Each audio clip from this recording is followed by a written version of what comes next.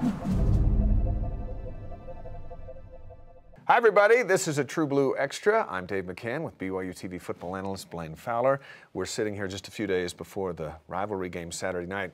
And let me ask you why the team, after the Weber State game Saturday, didn't just come out and just go, you know what? We are so bent out of shape as to what happened last year. We can't wait to get to Salt Lake. Instead, it was businesslike. Is it a show of maturity, or is it a show of that didn't really bother them?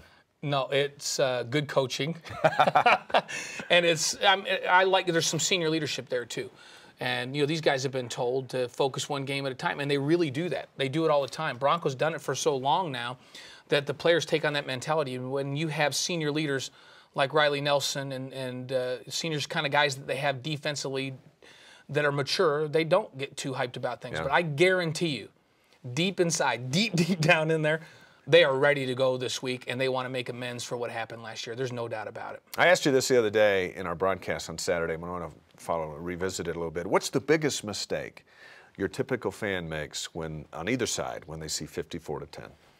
You think that physically those teams weren't evenly matched last year, because they were. Right. If you just watch the battle in the trenches, which is usually the team that wins that battle wins the ball game, that wasn't the case last year because it was very even. But 7 turnovers. 7 turnovers will kill you. You'll lose by 50 if you lose the turnover battle that badly every time, because not only did those turnovers turn into points, but then the wheels fall off, and momentum is a big thing in college football, and BYU definitely lost it in the second half of that game. But from a physical matchup, they were very similar teams last year. They will be again this year. It'll be a very physical ball game, and if both teams take care of the football, it'll be a tight ball game again. As we've watched this series over the years, there seems to be, and BYU fans mention it quite a bit, that Utah prepares for this game with a little more emotion, comes out with a little more fire, almost as if they're a little bit more prepared for that kind of a ball game. I see that as not the case this year. Yeah, that's just because of what happened last year. I'm not sure that's true. I've heard people say that, but that won't be the case this year. Yeah. And I think BYU will come. They were wounded last year, and they're going to come in and want to battle. And Utah got wounded this last week at Utah State. Now, the difference for Utah, and I think this hurts them, is the combination of losing the ball game, so it shakes your confidence a little bit, and then losing your quarterback as well. So they've got to make some adjustments. Brian Johnson, a young offensive coordinator, now has to change the game plan. He's got to build a game plan around John Hayes and Travis Wilson and not around Jordan Wynn. So that's a tough thing to do in rivalry week for a young offensive coordinator. So you see BYU's biggest chance of winning is by eliminating John White's ability to run, put the spotlight on Brian Johnson up in the booth and his quarterbacks, and go from there, and you like the odds. If BYU can make the quarterback for Utah, whether that be John Hayes or Travis Wilson, win the ball game, if they're responsible for carrying this team, that's the best position BYU could be in. Utah would like to have John White rush for 174 yards again. If he can go 150 plus, that plays into what Utah wants to do. That takes the pressure off the quarterback. Now the throwing game is play action. You got backers coming up. There's guys that are more open.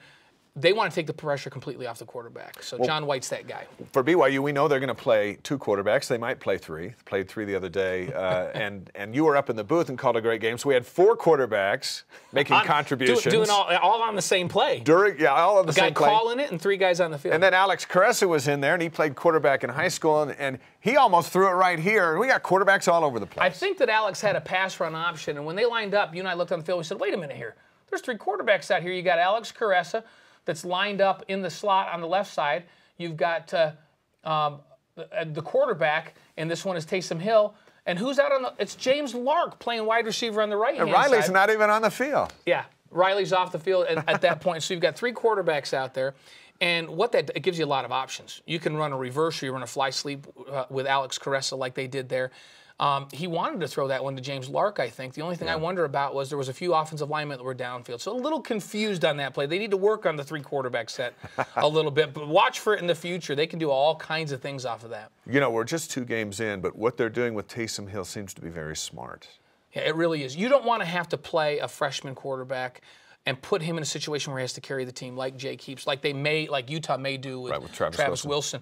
You want them to have a small package of plays where they can focus on those plays, get game experience, get battle tested a little bit before they have to be the guy that carries the team. So I really like what they're doing with Taysom Hill. And then they have Lark, who is the backup quarterback, who's seasoned, has been in the program. If Riley were to get hurt, he could step in and manage the team just fine. BYU's back in the top 25. That game Saturday night at 8 o'clock might even be a little later, depending on how TV goes. But that makes for a long week and an even longer football Saturday for emotions to fester and all that stuff. So who comes out on the emotional edge out of the gate on Saturday night? What kind of game do you expect to see? Yeah, I expect BYU to be emotionally very high for this ball game, and I don't know quite what to expect from Utah.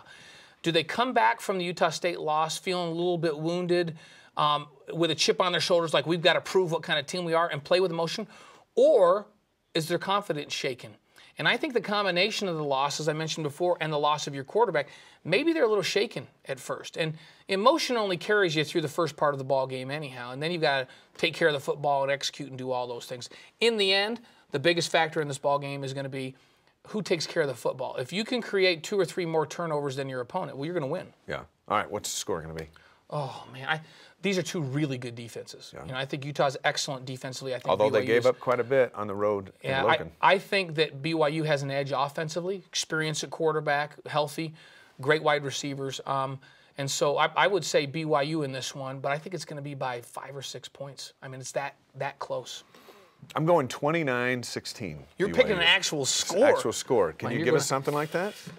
I think more like 24-17, something like 24. A late score, or is it going to be just kind of? I think it'll be tight. I think teams will take care of the ball. And if Utah's smart, they won't make their quarterbacks put them in a position where they have to make a lot of decisions. So they'll try to eliminate turnovers and play it tight. And BYU smart. They stop the run and give those Ute quarterbacks 3rd and 9, where they have to make exactly. If they can stop the run, and Utah has no success running it, then BYU wins by a bigger margin. Okay. All right.